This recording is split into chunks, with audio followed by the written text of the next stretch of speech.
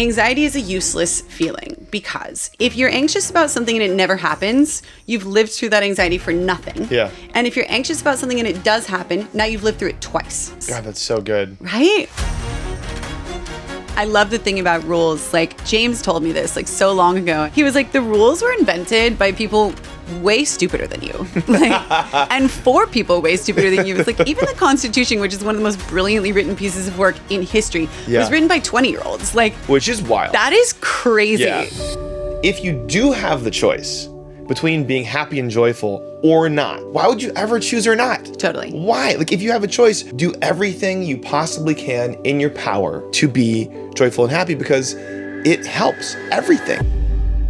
James has been battling cancer, and that's so hard. I honestly can't imagine it. But how did you do that? How did you keep hope alive? I think it's two things. It's confidence and it's control. Because cancer is a thing that you feel so out of control. There's so little that you can control that you really do have to just focus on the things that you have the ability to control. And one of those is like,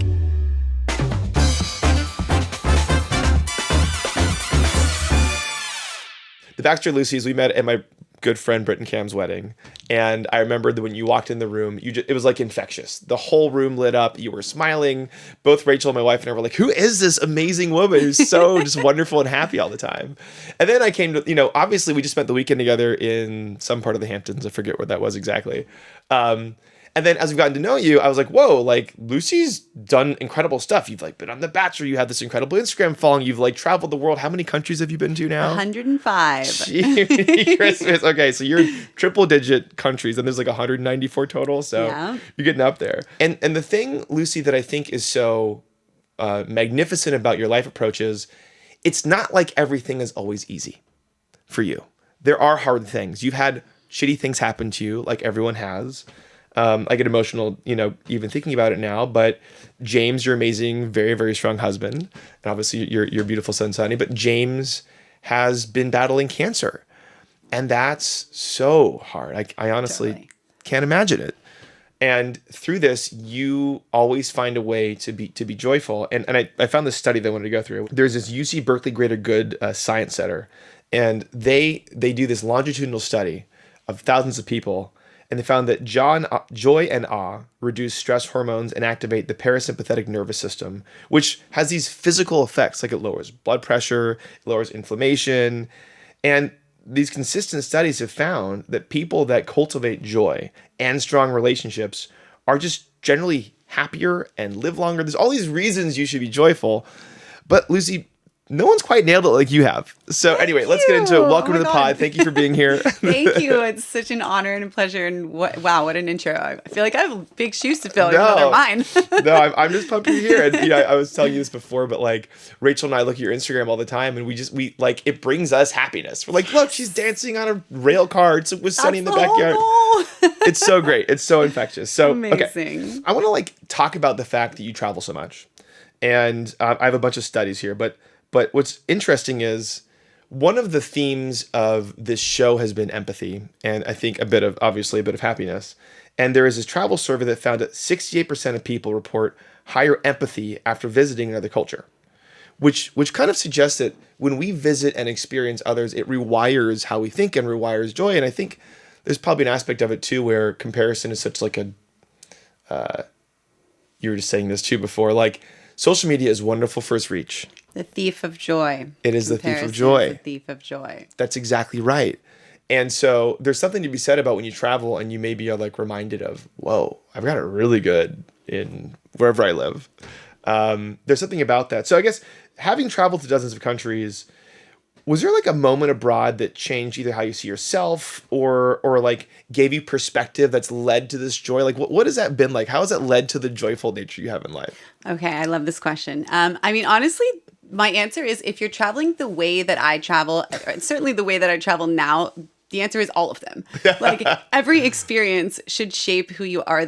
For me, the purpose of travel, and this is something I learned like much later in life. I have a friend who's very well traveled. He's been to every country. Whoa. And he said to me, he was actually the first American to go to every country. And he had like a corporate job and like left everything in New York and went and Just traveled. to do this? Yeah. And now he's on like Fox News all the time getting interviewed. He's always just doing cool travel Let me talk about stuff. Guyana. Yes, exactly. And he said something to me a long time ago. I don't even think he would remember saying it, but it really stuck in my mind. He was like, do you travel to see beautiful things or do you travel to see real things?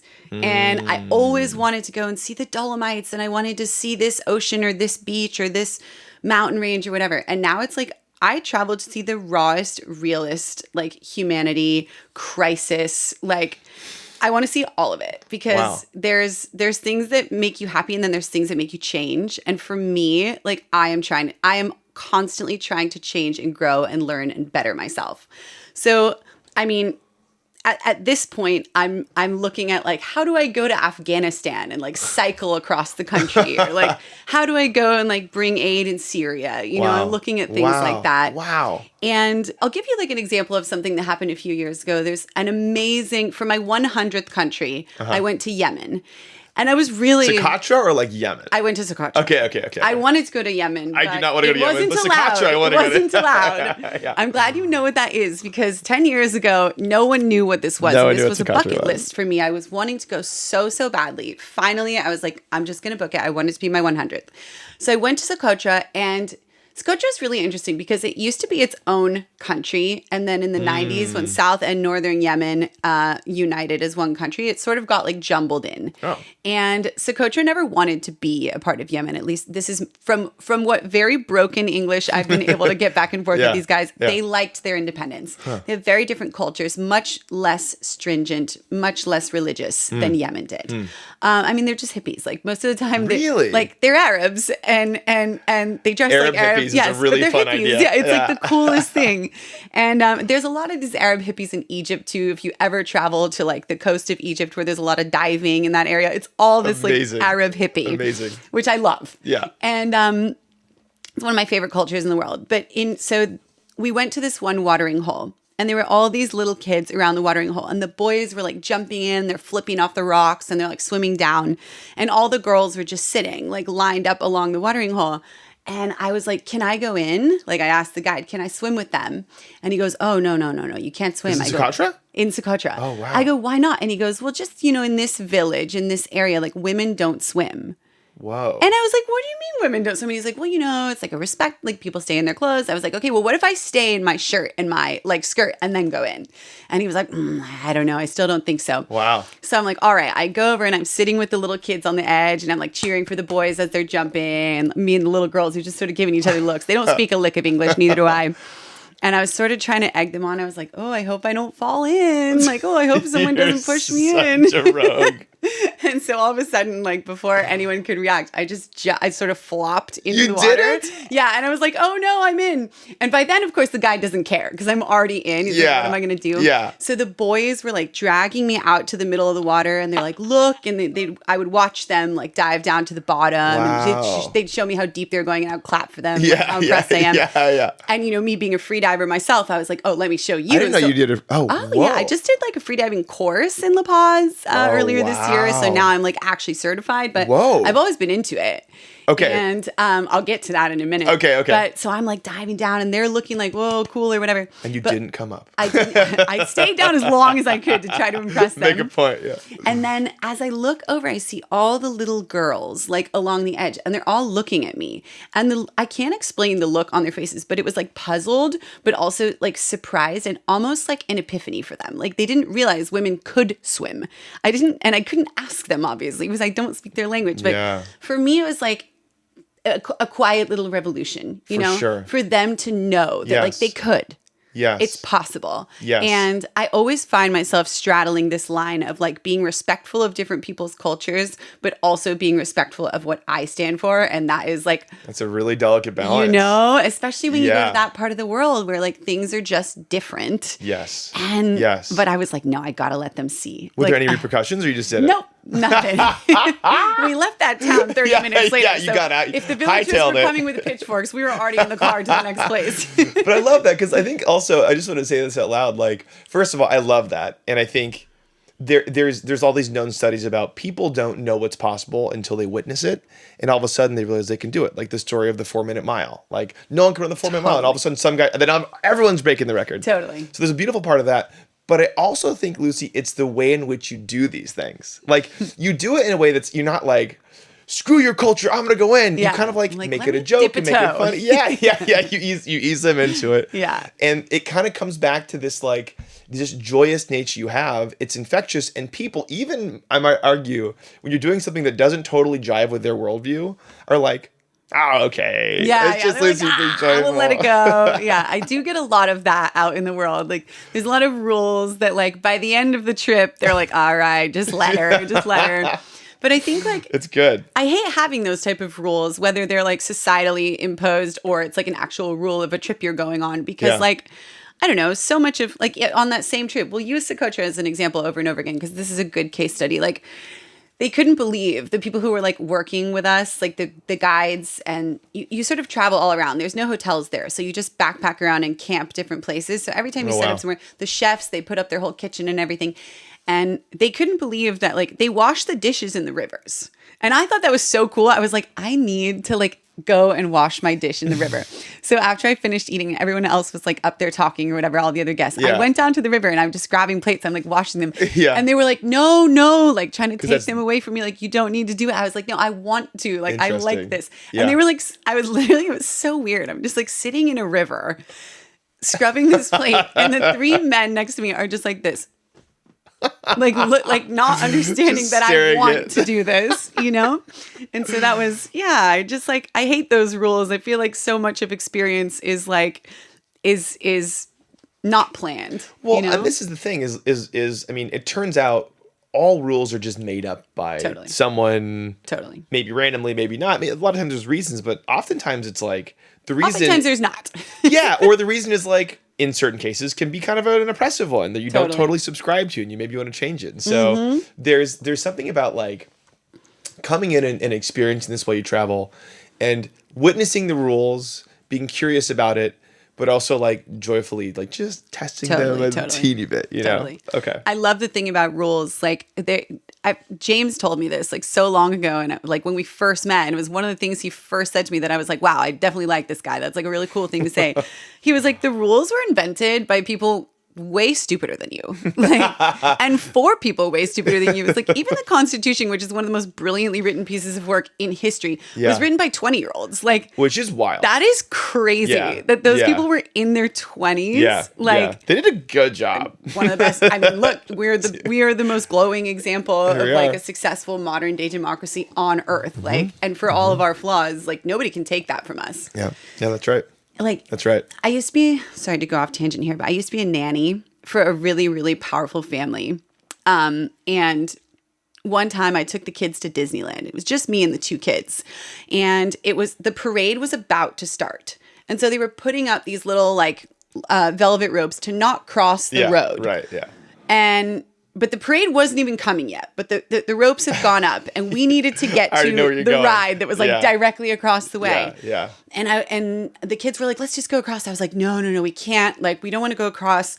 And the little girl, who's like from a rich and powerful family, she's beautiful. No one's ever told her no in her life. She's like, watch this. And she just like dropped the rope and walked across. Wow. And her little brother both start walking across without me. And I look over, and there's a security guard over there. And he's literally just looking at her. He's not telling her no. He's not doing anything. I was like, oh my God, the rules are all fake. It's all bullshit. That was your moment. It was Disneyland. Yeah. I was like, this 8-year-old knows better than me that like nothing's going to happen. Like, it's not like you're like flashing a policeman. You know, there's a rule that there's certain rules that you don't do. And that's arguably funny. Yes. I would actually do that to the right car.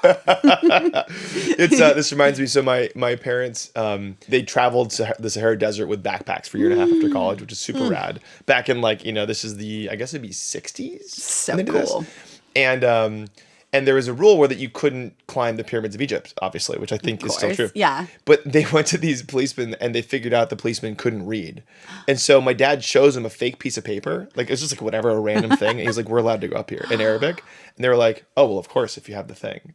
It's like, no way. I think it's such a truthful thing in that. So there's 2 parts I want to take this to. One is rules are made up.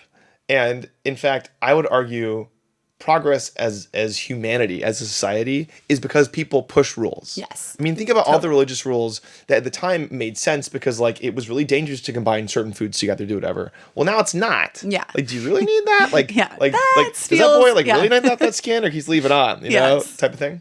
But the other part too is there's something about when you approach the world in a place where you're just generally joyful, you're smiling, you're being kind to others.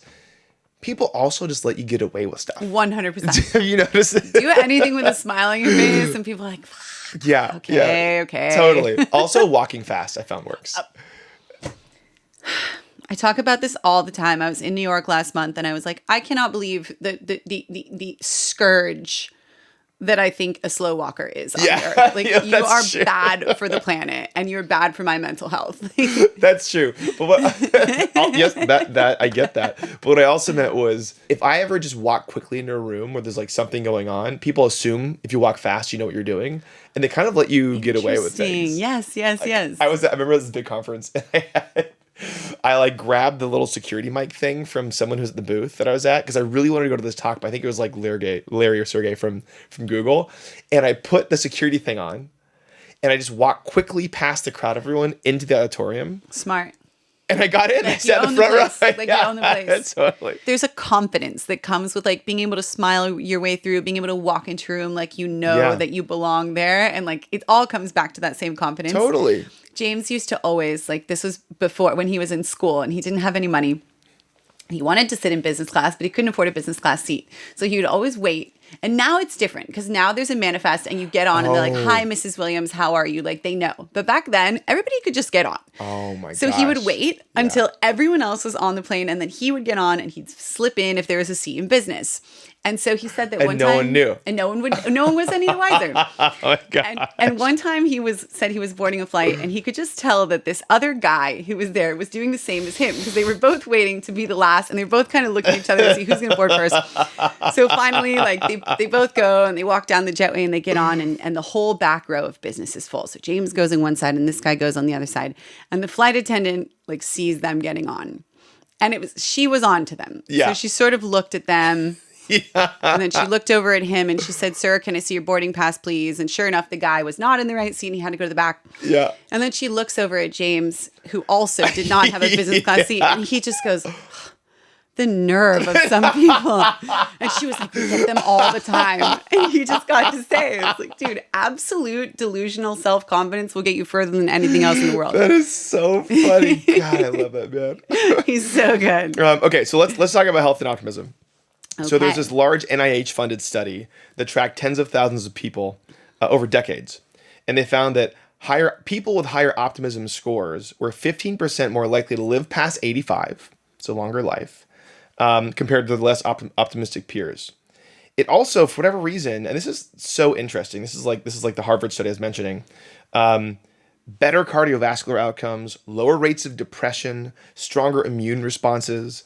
I guess Harvard School of Public Health reinforced these findings in a study of over 70,000 women, which concluded that the most optimistic participants had a 38% chance lower risk of heart disease. So, like, There's something to be said about optimism is a health benefit. 100%. Being joyful is a health benefit. And even psychologists say that when you're optimistic, it improves stress regulation. And we all know how stress has such an incredibly hard effect on our bodies.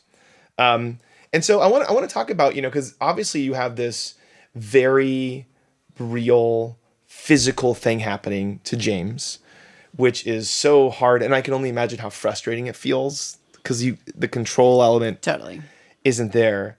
And so I guess, and this may be a hard question, but you have this thing. You said you found out about James and you knew immediately it would be okay. That was the narrative. Totally.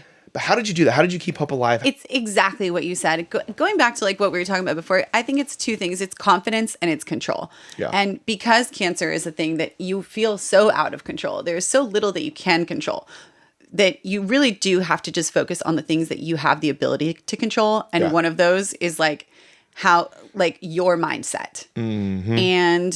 And the other one is how much work you want to put in. Now, as far as work being put in, that was really something more for James than for me. Yeah. But like, I knew I didn't have to worry with him. First of all, the chances of surviving his particular type of cancer are 75%. Okay. James has 2 law degrees and an MBA from Wharton. He's never been in the bottom 25% of anything in his entire life. Like, I already knew that, he's an animal. Yep. And the second he found out he had cancer, he was on with doctors. He was on with holistic oncologists. He was on with some of the best, like, famous, Ivy League educated oncologists in the world.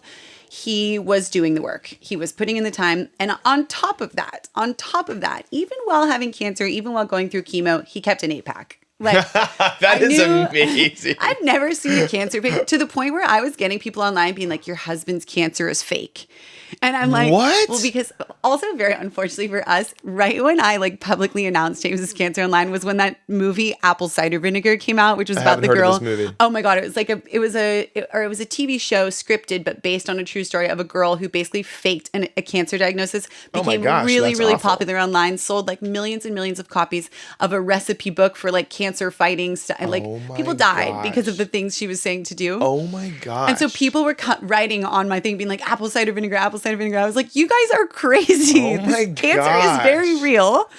But he looked so fit that people were like, are you sure? Like, he's like smiling and like ripped and throwing a baby in the air. Like, are you guys absolutely certain it's cancer? I'm like, oh yeah, it's cancer. But that's because that was a decision he made. Yes, exactly. And that's what's so important. And I just wanted to like, you tell me if this, is it your nature, or do you feel like joy is a decision you make every day?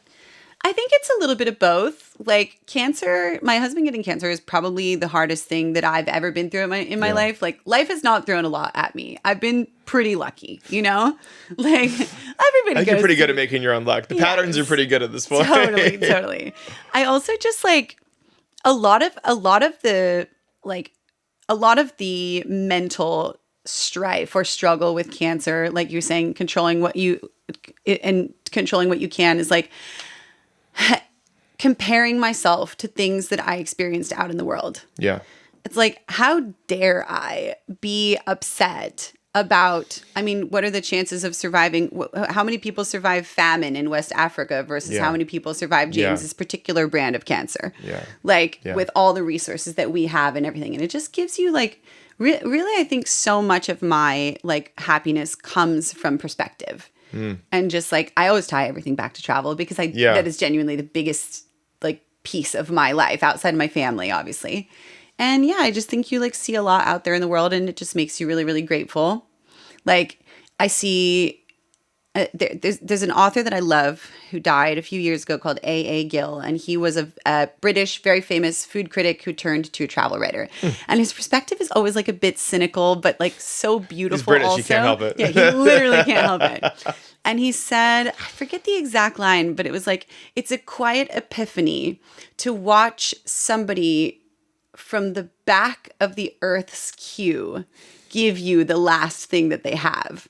And for me, like having worked and volunteered in places where you really are with like what I would call the bottom half. And I don't mean that in that they're any less. I mean, they are literally less resources. They have less resources. Totally. And you could travel to the first 100 countries your entire life and never meet those people. Those people aren't in those countries. Those people are in the countries you've never heard of, where nobody goes to visit them. And I don't know. I just like, I really feel like my life has become richer by going to those places, far more so than it ever was going to the Ducap. No offense to South of France, but like, I don't know, just like, and it's such a cliche to say, but it really is a perspective. I don't know that it's a cliche to say. I think it's actually quite wise. And, everyone has read probably online over the last 12 months, comparisons is the thief of all joy. But I don't think people really query that. And they don't look at the history of human happiness. Like, for example, it is, I think this is in Sapiens. I might be misquoting the book.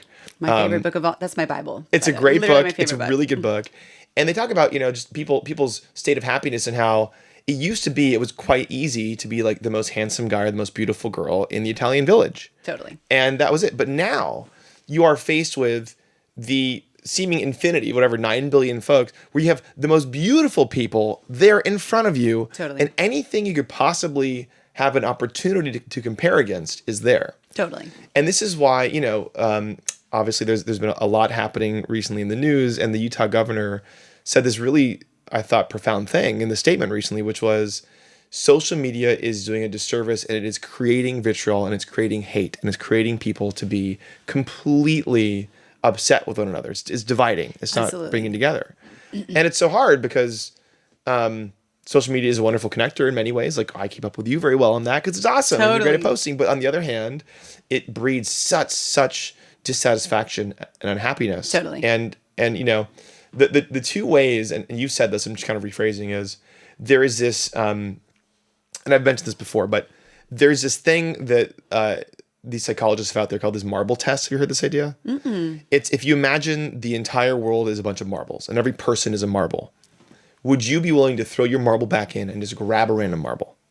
Hell no. Absolutely not. Absolutely. And most people, definitely in places like this where we are so fortunate, would be like, no, absolutely not. Yeah. And that's it. People never compare down. Totally. They always compare up. And there's so always true. a bigger yacht. There's always the better mansion. There's always the faster jet. There's like whatever. Totally. And so I think, you know, Rachel and I talk about this all the time because our kids are so fortunate and growing up in such a wonderful city and place and exposed to so much stuff. We ask ourselves, how do we make sure that two things happen? One, they're not ingrates, and two, they have a joyful life. Totally. And we've actually concluded, I think, what you figured out years ago. Travel. Yes. Go see what it's like to walk through, not Delhi, but like one of the smaller, go to like whatever, Mysore, go to these places in India where you see what that actually looks like. Go to Yemen, go to Bangkok. Totally. And be exposed to it. And that perspective, as long as you allow yourself to be reminded of it, whatever's going on, usually speaking, like, it's not that bad. Totally agree. And I think like two things come from that. It's like gratitude and compassion, right? Like it's not I'm so lucky, but it's like, how can I use my luck to help other people? And I think like one of the most dangerous things that social media does is it puts out all this information, but no wisdom or personal experience to go with it. It's or like, context. Absolutely. It's like you see what's happening in the Middle East and it's like, oh my God, like, but two things can be sad at the same time. What's happening in Palestine is devastating. It's absolutely devastating that these kids are dying. The fact that the hostages haven't been returned is also devastating. Like there's so much sadness in the world. And I think because the news cycle moves so quickly that's like you just get it, you process, you make your opinion on it, you move on to the next thing. Yep. When the kid with flies on their face that you've always heard about is now not behind a screen, but right in front of your face, it's so visceral. You literally are like, how can I give you everything I have? Like, how can I literally like write my house into your name and absolve myself of any guilt for having something that you don't have, even though I worked very hard for those things. And I just think like, that's why I feel like the way that I post, or at least the way I try to post, is very intentionally like, this is real and this is happening on the other side of the world. And this is just me showing it to you with no angle, with no swipe up, use my code, with no, you should be buying this. It's just like, here's the information. And that's why I think like I'm so discerning about what type of like brands I'm willing to work with and what type of deals I'll take online, because I won't work with any brand that doesn't directly align with what I believe. Not only that, I won't really like, it's not worth it to me to tarnish my brand with capitalism and consumerism when I can really just be putting information out there. Totally. Well, so let's go macro on this, because I think it's a very interesting thing. So if you just look at the history of information, it used to be all the money for advertising went into like journalism, and journalism were very high, like very well paying, very high integrity jobs. And then all of a sudden, all the time people used to spend reading news starts going to social media. And so all the money starts going there. Totally. And all of a sudden you have journalists getting paid a little less, it's a little harder. And so they start defaulting to things like the big three, which gets clicks, clickbaits, which makes all their money. Shock. Anger, shock, or rage. confusion, rage, all those Absolutely. things. And so what happens is like you have this thing where, and Scott Galloway, who I think is such an interesting person. Have you heard of Scott Galloway? He's a professor at NYU and now I think he's in CNN. He's super famous. I don't know. Way more famous. But he has this book called Adrift. Okay. And it's the history of America in 100 charts. Okay. It's tell me so again. great. It's called Adrift, the history of America in 100 charts. Okay. And he shows these conflicting sets of charts. So one is, what percentage of people think that the world is now worse this year than it was last year? It's always going up. What percentage of news headlines involve one of the big three, anger, whatever? It's going up as a percentage. And then you contrast that with how many violent crimes are there worldwide? It's the lowest in the history of the world. No way. What is poverty like worldwide? It is the lowest in the history of the world. What is the average quality of life on this planet? It is the highest in recorded human history. 100%. And that is such a challenge. Like this is why, what you're saying, I feel like is this interesting full circle of integrity where you're saying, look, social media now is where people are spending time. So if they're going to do it, I'm going to take that job. I'm going to show people what's actually happening. Totally. And that is this wonderful, it's integrity. Absolutely. But it's also crazy when you think about that trend. Totally. It's like infuriating. Absolutely. Actually. I could talk about this. This could literally be my entire, I could talk about only this forever. Yeah. Okay. So I want to talk about micro moments of joy. So neuroscience shows that these micro moments of joy activate the brain's reward circuitry, dopamine pathways, which has all these kind of great things for you. And so there's this thing that I talk to some of my friends about, which is this, I call them micro gratitude moments, where you ask yourself the same question every day, and you could have a random Slack notification. It's just, what am I grateful for right here, right now? And it can be anything. It could be that I have 2 legs, that I'm hanging with my friend Lucy, that I'm in LA, like whatever those things are. And even lifelong pessimists are proven to become lifelong optimists after doing this for like 2 or 3 months. It's amazing. It's this wonderful thing. And so, look, I think joy can feel like a luxury in certain hard times. You know this. And you are so joyous, but I know you. There's been stuff that's been really hard in your life. Totally. And so you've made it a focus. Let's say you're listening to this right now and you're asking, okay, in these hard times, what are some joy triggers that I can give myself? What are some of the things when you're feeling low, you can pull yourself back up and kind of focus on that? So for me, I think there's 2 big things that everybody, well, not everybody, I wouldn't say that I've experienced either of these 2 things, but I think almost everyone I have ever met in my life has experienced a bout of anxiety or a bout of depression. Yes. So those 2 things dictate everything. And the thing that's so crazy to me about both those things is they're so manageable when given the right tools. Okay. Dopamine and serotonin are in everyone's bodies. They are free. You can never run out.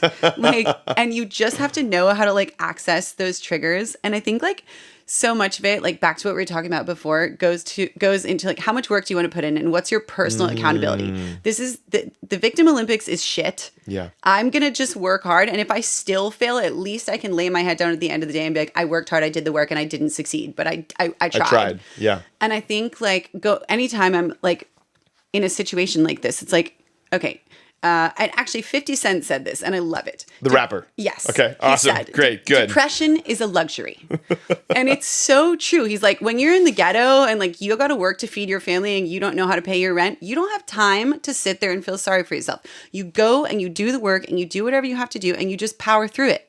And do you know what makes you feel better if you're depressed? Doing the work. Serotonin and dopamine are both activated by completing tasks, even menial tasks. Even if it's just I went to bed with a sink that didn't have any dishes in it. That is something that reduces depression. It's clinically proven to reduce depression. Really? Yes. Just washing your dishes in your sink? Yes, just doing menial tasks every single day. Because gosh. at least at the end of the day, you can look at your life and be like, I did something. I accomplished those things. Yes, I did something that made me That's great. Not feel like a piece of shit.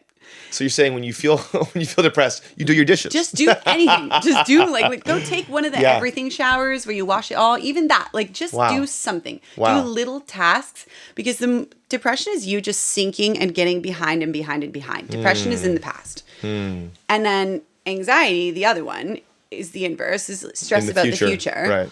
And anxiety is the easiest one of all to deal with because anxiety, this is something that James said to me also, and I really, really like it. Anxiety is a useless feeling because if you're anxious about something and it never happens, you've lived through that anxiety for nothing. Yeah. And if you're anxious about something and it does happen, now you've lived through it twice. So you have to erase. You have to find a way to get around that and just realize, look, if it's going to happen, it's going to happen. And I'm just going to have to ride this and deal with the consequences. And you can try to prepare yourself as much as you want, but anxiety is useless. God, that's so good. Right? Why, even depression, when you think about it as its relationship to time, why would you spend more time feeling that way if you had the option not to? Totally.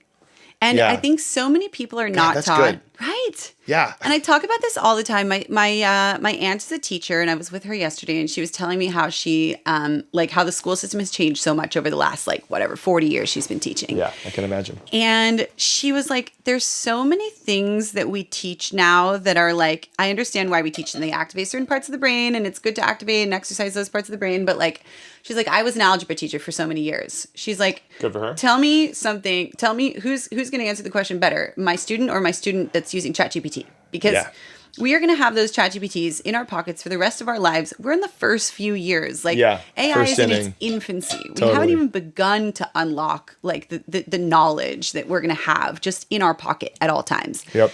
Wouldn't it be more important to teach people how to be happy? To teach people how to deal with feelings that come up that are very natural and normal? And I literally, it sounds almost like I'm grandstanding and up on my soapbox being like, how dare you?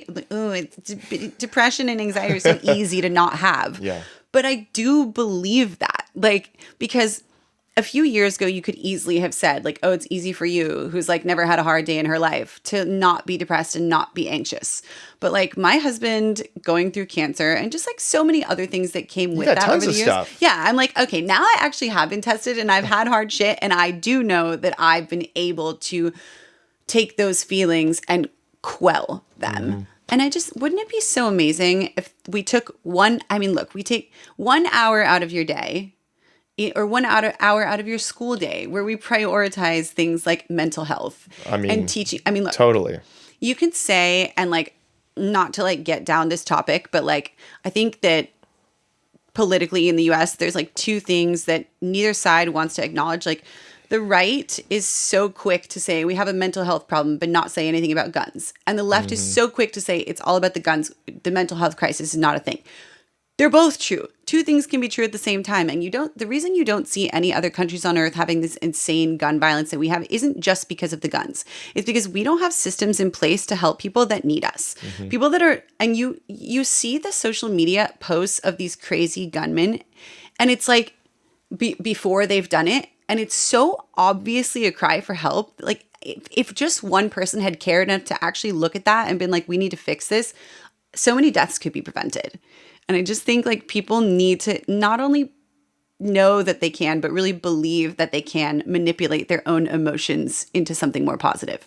Yeah. God, this is, so I've been thinking a ton about the loneliness epidemic in this country, which is so real. There's all these things you can look at, like the percentage of 12th graders that don't go to parties anymore, which is it's in the 70s, they'd go to parties twice a week, 80% of the time, and now it's less than 10% of the time.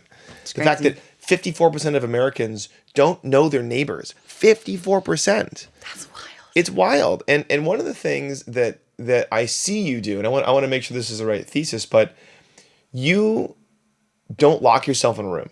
You are out there and you're visiting people and you're talking to them and you're accidentally falling in the Socotra swimming pool and totally. You are engaging with other folks. And I think what's happened, and I think this is an element of it. It's like a fool's errand to try to diagnose it now, although we probably could. Yes. Aptly. We could have been one. Yeah, that's right. People have this fear mindset. And they're so worried that if they engage with someone else, they're going to get rejected or embarrassed or whatever it is. When the reality is not that. I'm so curious. When you've been on your travels, how many times have you gone to engage with someone there and they've shut you down or turned you away? Never. Now, pretty privilege is real. It's very different when you literally have grown up. I never had an awkward stage. I never had the buck teeth, never had braces. My Britt actually always says it. She's like, I get it now. I know why you are the way you are because you never got knocked down. No one ever was like, oh yeah, that thing's stupid because you're not not to say that I'm a gorgeous, Amazon, but I definitely lived. I've lived a life in the sun. I've had a very. I was modeling when I was young. Yeah, yes. I appreciate that. My nickname in high school, my last name's Aragon, and there was a girl in high school, and she didn't like the way I treated her little brother, who I subsequently broke up with. Oh. And she gave me a nickname, which I, at the time, was annoyed by, but now I actually think it's hilarious. I wasn't Lucy Aragon, I was Lucy Arrogant. And I was like, I was arrogant when I was a kid, but you kind of need to go through that and learn. And I think, like, going back to what you're talking about comparing on social media, like the reason why I thought I was such hot shit is because it's easy to be one of the hot girls or one of the hotter girls at your tiny high school, small or yeah, town. totally. And then where'd you grow up? Santa Barbara. Okay. And then when I moved to LA and I was modeling, and suddenly everyone that I met and everyone that I was friends with was also one of the prettiest girls at their high school. And it's like, oh shit, like, now I have to figure out what else I can add to the table. Oh, interesting. And so I really started working on, like, what makes me special and what makes me unique. And one of the things that I was already so well traveled at that age. So I really leaned into that, and I found that people were way more interested in that than hearing about modeling. Surprise, surprise. And I just was like, okay, well, this is my whole thing. I'm going to collect stories now. Like, I'm just going to go around the world and I'm just going to collect stories. I love that. And also it made and makes you genuinely happy, which is infectious. I think this is like the thing that, I don't know. Look, it's obviously a very controversial, incendiary thing to say depression and anxiety are a decision. Yeah. No question. Totally. But what I would say is this, is if you do have the choice between being happy and joyful or not, why would you ever choose or not? Totally. Why? Like, if you have a choice, do everything you possibly can in your power to be joyful and happy, because it helps everything. Like, there are all these studies that show humor and laughter specifically breed creativity, breed psychological safety, get people to, like, advanced scientific research. It's all these wonderful things. And even something as simple as, like, if you just do one thing, everyone will want to spend time with you. You just smile. Literally. Just literally smile at people. Dude, I talk about this all the time. Like, the first thing people see when they look at you is your face. You better be fucking smiling. Like, you better be smiling. Why not? Like, yes. Yeah, that's right. I always think about, like, I actually just, like, saw this on a TikTok earlier today. And it really made me laugh. And I was just thinking, like, how different it would be if it was this and not smiling. But somebody said, if you could see men's penises the way you see women's boobs immediately when you meet them, people would be very, very different. And I was like, that is actually so true. And, like, that first impression thing is so critical. So true. And it's just like, wait, if this is what you have to lead with, like, use it. Yes, that's right. Convey emotions. Totally. And also this, again, always back to traveling. Like, when you don't speak one single other word that someone else speaks, they are reading your body language. Like, they're watching you to understand cues, to know, like, is this person safe? Is this person, like, down to hang out with me? Whatever, Totally. Another thing that you do that I think is so interesting is, like, look, we can't talk about it now, but a bunch of people in very high places. It's just, like, part of your life. And I don't exactly know how you do it. It's kind of part of your, your mystique. But I do know there's one thing you do is everyone you meet, regardless of who they are, where they're from, what other people think they are, you treat them like humans. Totally. And you have fun with them. And you make sure they have fun. And I think it's a mistake people make because they meet these, like, very high-powered people. Yes. And they're like, button up and they stiffen like a cardboard, and all of a sudden they're like, oh, we can't have a real conversation, have to be whatever. And you know who that really sucks for? That person. 100%. I don't want that. 100%. Something that I, like, have always tried to do, and I try to explain this all the time, and I feel like no one picks it up or gets it, but, like, be the same person in every room. Mm-hmm. Like, when I'm with kids, when I'm with adults, I'm not any less goofy than I am with kids. And if I'm hanging out with someone who's, like, significantly wealthier or more successful than I am, it's like the absolute last thing in the world that person wants is to be pandered to and to hear about your business venture. Mm-hmm. Because they won't say it, but, like, compared to them, your business venture is a colossal failure. Like, they want to be titillated just like everybody else. Yeah. And it's like... Great word choice, by the way. Titillated is one of my top 5. Thank you. I love that word. That's good. But it's like, does a person who's a billionaire want to talk to somebody who's just like them, who's gone up the corporate ladder, who's had all this stress and strife that has, because of that? Or do they want to hear about the time when you were like shitting in the woods and there was someone behind you and you didn't realize they were watching? Like, that is what they want. They literally are They actually do want to hear that. That's the because they're like, there's no one, I've never heard a story like that in my life. And with somebody like that, it's like, it's the same as like, the hot, young, like Playboy. When you've been with like every type of girl, every size, every shape from all over the world, it's like, you just want something different. And the girl that you marry is always the one who just does something that's like a little different than the other ones, whatever that may be. Or just reminds you of your mom, like whatever. That's always the default. When all else fails, marry mom. But yeah, right. This is something I wanted to like explore this a little further, which is I think people. So I live in San Francisco, as you know, and there's this thing that I notice all the time, which is we go to the playground, and all the kids are playing together, but the parents just focus on their kid and they won't talk to anyone except for their kid, and they're like scared. And because I'm from Nebraska, I go, "Hey, how are you?" And like every time they're relieved and they talk, and I've made a lot of friends that way. Like amazing people come out of these things, but they don't by default do it. And so part of the thing that I think is like part of your magic is you go into places and you are fearless, which is incredible for all the reasons that you talked about. And you come in with just, you're happy and you're joyful and you're curious about them and you're respectful and you want to see them as humans. But that's the goal. The goal is also you want to make everyone else happy. Totally. And so many people, I think, get so caught up in their own thing that they lose sight of that. And it actually doesn't serve them because now the thing they wanted, which is to make friends or to feel like they're part of something or to get the investment or to do whatever it was, the receiver was like, that wasn't very fun. Totally. The airport test everyone talks about, if I were like stuck overnight in an airport with this person, would I want to be with that person? Totally. But the truth is most people actually are that fun and goofy if they let it out. They just need to be brought out. Totally. And somebody always has to fall on the sword to like, and Start I'm it. happy to do it. Like I am literally so happy to do it. And I think a lot of that comes from the question you asked me earlier. Have I ever put myself out there and had somebody shoot me down? Yes. And it's like, no, I haven't. And that's probably why I feel so comfortable putting myself out there. And maybe even they have shot me down, but I'm just so in my head that I'm not even aware of it. I'm like, well, I thought it was great. I thought I was hilarious. And like that one random person I've never met before, don't know if he's a good or bad person, but he laughed. Yeah. So I must be great, I got to tell you the story. So I was on this really intense legal call with like an opposing counsel. And I was like 2 minutes late, which I felt bad about.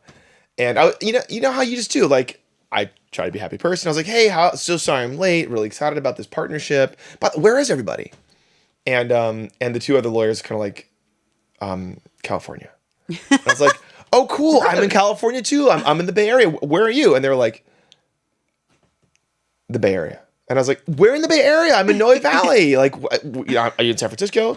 And she literally, in front of a whole group of people, goes, it doesn't matter. And so that could get, exactly. So that could be devastating, right? Yeah. Like if that hurts, but I can't explain it, Lucy. It was so funny to me that she didn't tell me. I laughed. I had to mute myself because I was laughing so hard. I mean, you have to in that situation. But it was so funny. And then finally, I like 5 minutes later, I said, I'm so sorry. I have to interrupt you. That was just literally the funniest, most awkward thing I've ever experienced in any meeting in my life.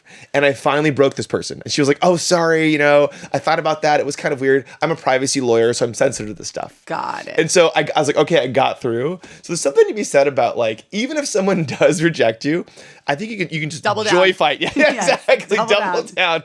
Don't stop. And they will give in to being happy with you. Yeah. And everybody has a trigger. You just have to find it. So it's all about just like poking and prodding a little bit. Yes. I find that the most effective technique is often to make them uncomfortable. So I would have been like, oh yeah, great strip clubs in that area. Just go out of the... Yeah, it's just like literally out of left field. Yeah. Because if everything you're trying isn't working, it's like, let me just throw a Hail Mary. And if this doesn't work... I bet it works, actually. Totally. It's always worked for me. Even like really doctors, this is like such an inappropriate thing to say online, but like we really made pregnancy fun. Oh. We like had, getting pregnant or being pregnant? Anytime we had to go to the doctor. Any OBGYN appointment was a whole thing.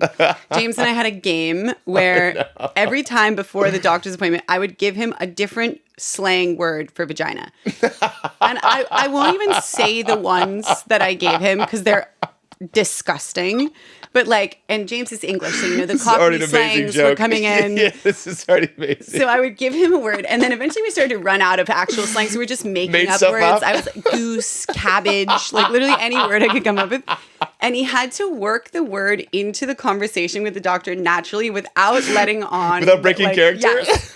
So he'd be like, so what happens when the baby comes out? Does the cabbage like open and does the baby just fall out? Or like, how does it work? And the doctor, they were so ready to get rid of us by the end of it. That's so good. But I think that's another thing too. So I remember my like first consulting job in New York, we would play, this is like when That's What She Said was like a really big deal. Oh, my favorite. And so we would try to say things to try to like bait someone else into saying it. Yeah. And so we'd have these meetings with the clients and we would say the most baitable stuff, but none of us ever take the bait. And it was so fun. Like it was hilarious. Totally.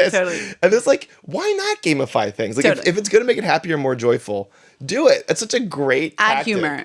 Totally. Add humor to anything. Humor and if somebody else doesn't laugh, it's whatever. Like it's even not like, funnier. Totally.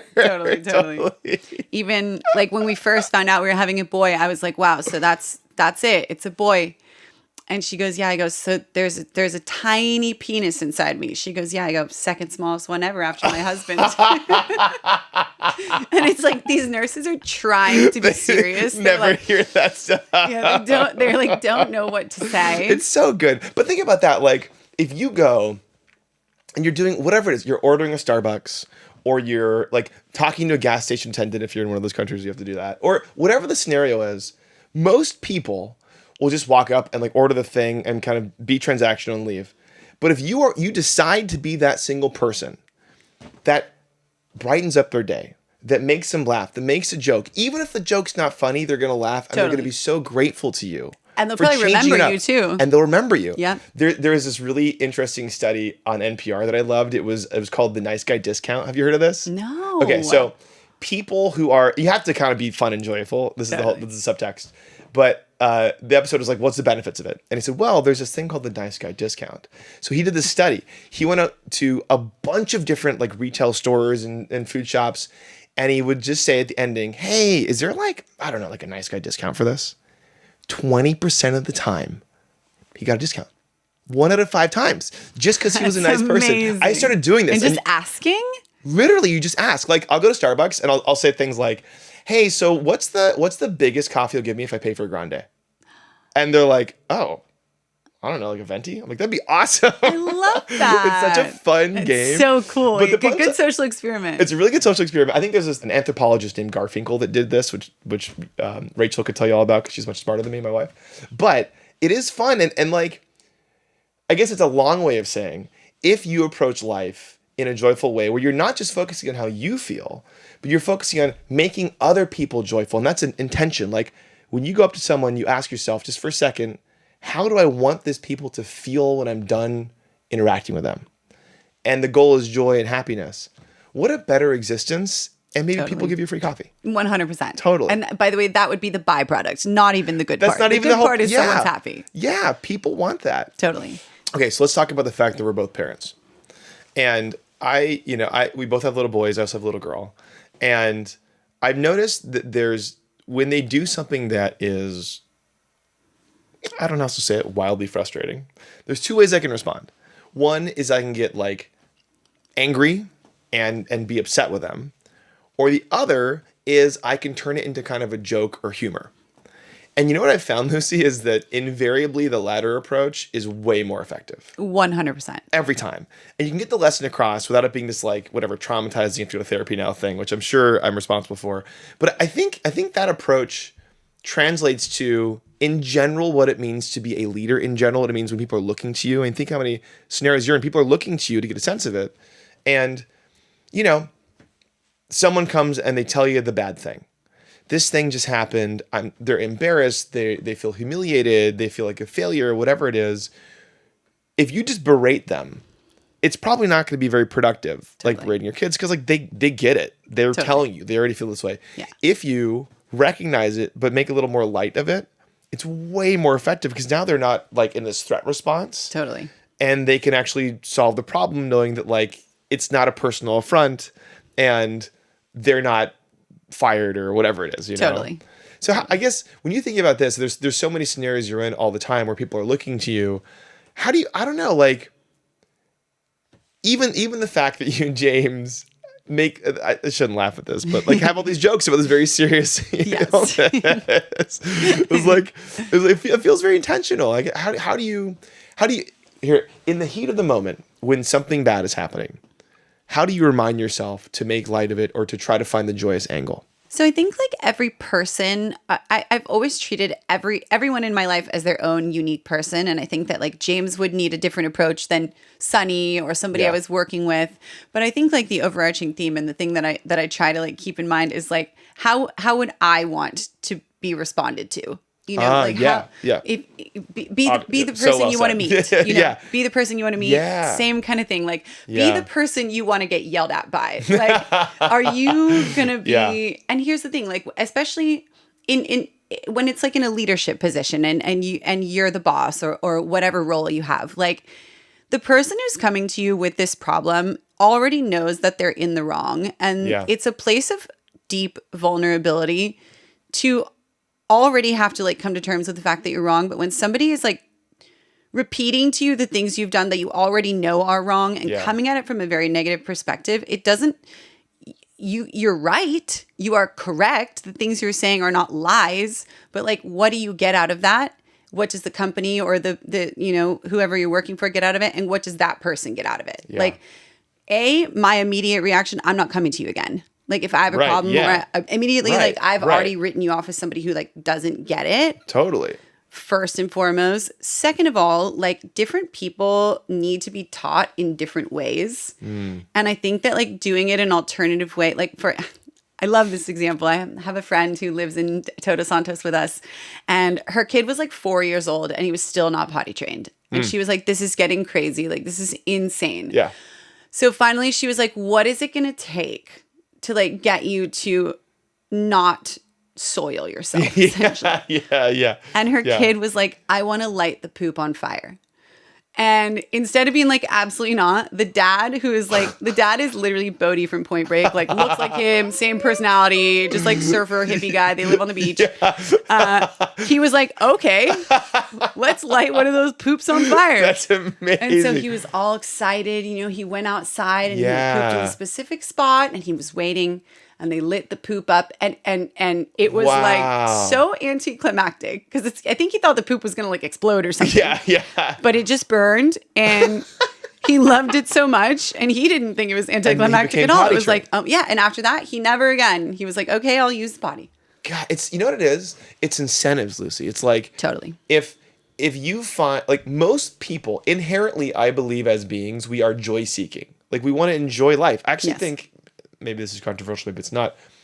I actually think that's the whole point of life. 100%. Like, that's the point. Totally. Enjoy it.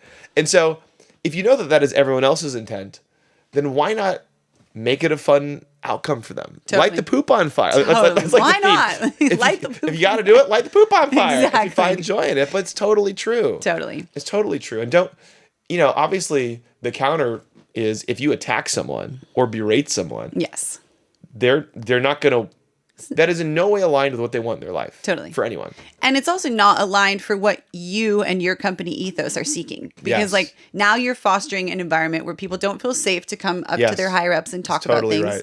They even, I mean, the Office, Michael Scott is like such a great example. It's like he's so terrible at his job on the one hand, but he's also just like, he genuinely cares. And I think that's why this like racist, homophobic, terrible character is so beloved because you don't take it seriously. Yeah, because he genuinely is like, no, I know what you're going to put your foot in your mouth a million times in your life. Everybody does. Yeah. But if the intention, I always try to think about this. Intention is more important than outcome. Energy follows intention. Yes. No question. Absolutely. No question. And if like you did something that ended up like screwing me over, but the idea was to do something kind, like I'm okay with that. I'm going to forgive that. This reminds me of, so one of I think probably the best boss I ever had is this guy named Dane Glasgow. He's a CMO of Paramount now. He was VP of product at Facebook and at eBay.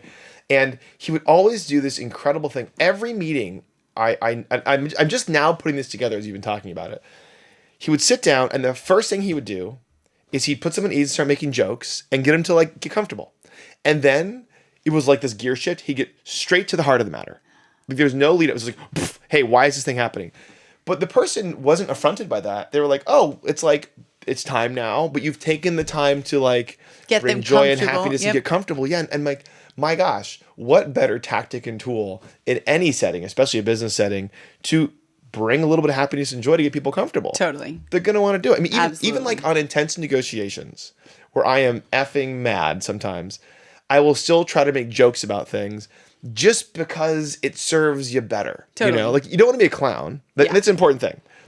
Is I think if you joke like at all expense, then people can start laughing at you. That's not what you want. You don't need the class clown. You don't need the comedian. Totally.